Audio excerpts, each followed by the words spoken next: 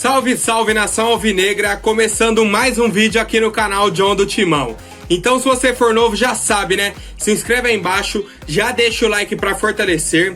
Hoje é terça-feira, dia 30 de março, certo? Ainda não temos previsão de quando terá jogo do Corinthians, porque a Federação Paulista já entrou em contato com o governo do estado, apresentou a proposta dos clubes ficarem em uma bolha para jogar aí o Campeonato Paulista, e o governo do estado deve dar a resposta hoje à tarde. Então, qualquer atualização vou trazer lá no Instagram para vocês. Então, quem não me segue, já procura lá, John do Timão no Instagram, ou então tem um link aqui na descrição também para facilitar para vocês.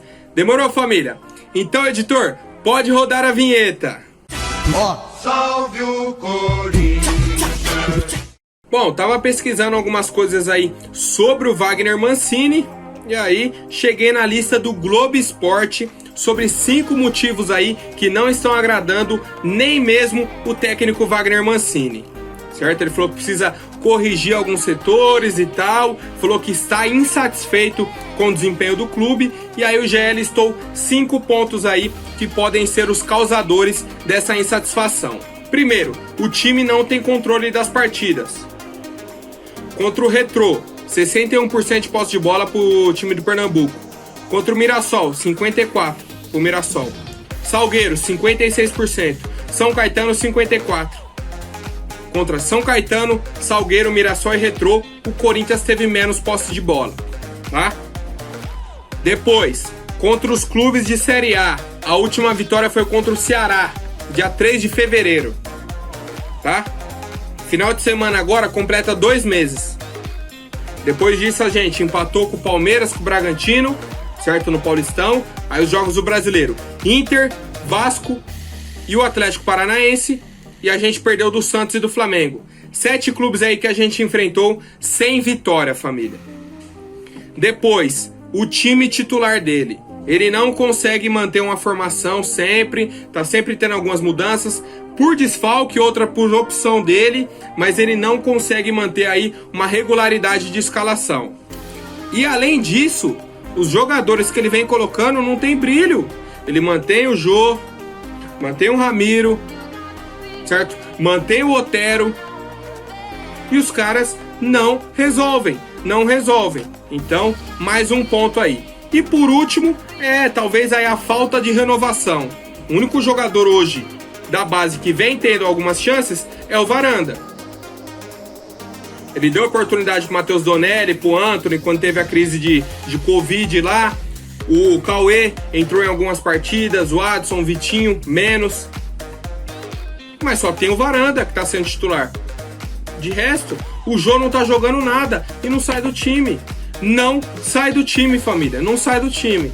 Então, são esses 5 pontos aí citados pelo Globo Esporte que podem aí estar atrapalhando a trajetória do Mancini. Pra mim, pelo que ele mostrou aí, não tem repertório para ser nosso técnico. Mesmo, tirou a gente do rebaixamento ano passado. Mesmo com isso, porque pra mim ele não fez milagre não, ele fez o mínimo. Nós acabamos o campeonato em 12º. 12º, com tanto de time horrível que tinha, tava tranquilo, certo? Aí agora, depois que precisou para brigar para Libertadores, agora no Paulistão, na Copa do Brasil, ele não mostrou nada de diferente. Não tem repertório, essa é a minha opinião, família. E a de vocês? Comente aí, por favor. Bom, agora só uma atualização para vocês aí. O técnico Fábio Carille já foi vacinado lá na Arábia Saudita, certo? Que ele comanda o clube lá, o Al Ittihad. Já tomou a primeira dose da vacina, agradeceu ao clube, ao governo local. Aí eu te pergunto, por que o nosso governo aqui não coloca o Carille como ministro da defesa? Defender com o Carille mesmo. Vocês já sabem, pra que o Carille vai buscar fazer um gol se ele já começa a partida ganhando um ponto? Era a filosofia dele, só defendia o Carille. Mas brincadeiras à parte, família, a gente vê aí que em outros lugares do mundo já a vacina sendo liberada aí em massa, 70% da população de lá já está vacinada, e aqui a gente sem perspectiva, cara. Sem perspectiva de voltar ao campeonato, de quando a gente vai ser vacinado. Tá complicado, família. Então, só deixar esse comentário pra vocês aí, que na hora que eu vi, eu falei, pô, podia estar acontecendo aqui no Brasil também, né? Pessoal, se já tivesse comprado a vacina, a gente já estaria vacinando, já tava na reta final disso aí. Mas agora também é sem perspectiva de um final, né? Comente aí, família, a opinião de vocês. Bom, agora trazendo aqui uma atualização, o Corinthians havia soltado o balanço de 2020. Aí ontem soltou a correção. Eles erraram um monte de dados lá. Não dá pra confiar, tá? O Cantígio, que apareceu lá que a gente tinha 100% dos direitos, a gente tem 70%, tá? Apareceu que tinha 100, a gente tem 70%. O Ramiro tava lá 70%, a gente tem 80%, tem mais. O Arauz tava 20%. Apareceu lá quando a gente tinha pagado 21 milhões por 20% do Arauz. Mas não, foram 21 milhões por 100% do Arauz. O Arauz é totalmente do Corinthians. Agora, a informação, cara, que mais me deixou bravo... Não, de verdade, família, de verdade. Isso é uma palhaçada, mano. É uma palhaçada que a diretoria faz. O Luan tava lá que a gente tinha pago 29 milhões por 100%. Mas não. A gente pagou 29 milhões por 50%. 50%. Tá? Então, só fazendo a conta aí, para comprar 100% dos direitos do Luan, teria que pagar 58 milhões de reais. Tá? Esse é o preço do Luan. O Corinthians pagou 58 milhões de reais, seria por 100%. O Corinthians pegou 50, pagou 29. 29 milhões por metade dos direitos do Luan. Tava falando aí, pô, se arrumar uma proposta de 22, 23 milhões, a gente vende. Mas vai vender 50% do cara. Se for vender aí por 22, 23, sabe quanto vai vir pro Corinthians? Metade. 11. 11,5. Tá bom pra vocês? Paga 29 e ganha 11? Mais uma aí. Como que eu posso dizer? Eu não sei como dar um adjetivo pra isso. Não sei, uma benfeitoria da diretoria, uma mágica. Não sei o que é. Só eles conseguem. Só a diretoria do Corinthians consegue. Parabéns aí, ó. 29 milhões por 50% dos direitos do Luan. É uma palhaçada, família. Bom, agora falando só sobre o mercado da bola, trazendo algumas atualizações para vocês. Primeiramente, o Vasco demonstrou interesse no Léo Natel. A informação foi dada aí pelo Cereto, certo? Carlos Cereto aí do Sport TV falou: o Vasco tem interesse no atacante Léo Natel. O Alexandre Pássaro, que é diretor agora da equipe carioca, já trabalhou com o Léo Natel no São Paulo. Então conhece o atleta, tal, queria ele. E aí, o que rodou aí na internet é que haveria uma proposta de troca. O Cano pelo Léo Natel, o Everaldo e o Matheus Jesus, o volante que está encostado. O Everaldo, o Mancini já falou que pode ir embora. E o Léo Natel estaria na negociação. Ou Léo Natel, Everaldo e Arauz. Tá? Pra mim fica caro.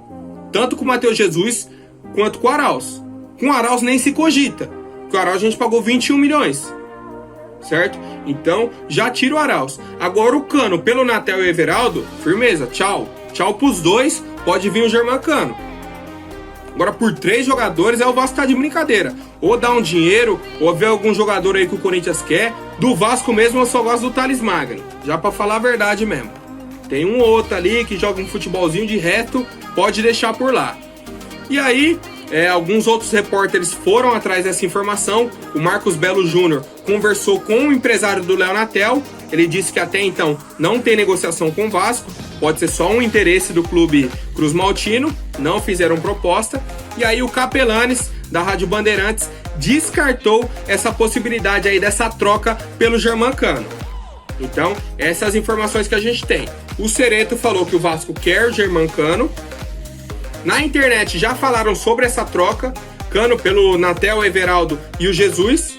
Ou Natel, Everaldo e Arauz. O Marcos Belo conversou com o empresário dele. Falou, ó, não tem negociação por enquanto. E aí o Capelanes veio a público e falou que essa possibilidade de troca está descartada. Mas, rapaziada, vocês sabem como que é o mundo do futebol. O empresário fala isso, fala aquilo. Na hora que a gente vê, o cara vai e fecha. Então, família, vamos aguardar. Já falei minha opinião aí. Se for o Germancano pelo Everaldo e o Natel, não tinha nem que pensar. Tchau pros dois, família. E vocês, aprovariam essa troca? Comente aí a opinião. Agora rapidinho, antes da última notícia, vou pedir para quem não for inscrito, se inscreva aí embaixo e já deixem o like para fortalecer. Rapaziada, novidade muito boa pro Corinthians sobre o mercado da bola aí, na questão da negociação com o Tiquinho Soares. Ele deu uma entrevista ao Globo Esporte, certo? Ele tá lá em Portugal, tá treinando, mantendo a condição física dele, já rescindiu um contrato, certo? Tá livre no mercado. Aí o Globo Esporte entrou em contato com ele, né, certo? Falou com a assessoria dele, perguntou se tinha interesse do Corinthians, se já havia negociação. A assessoria dele foi muito objetiva. O Corinthians já sondou as condições do Tiquinho Soares para repatriá-lo. Ainda não fez proposta oficial, mas já sabe quais são os valores que ele quer, certo? Pode entrar numa negociação para acertar isso e aquilo, mas o Corinthians já sabe, foi o que a assessoria passou.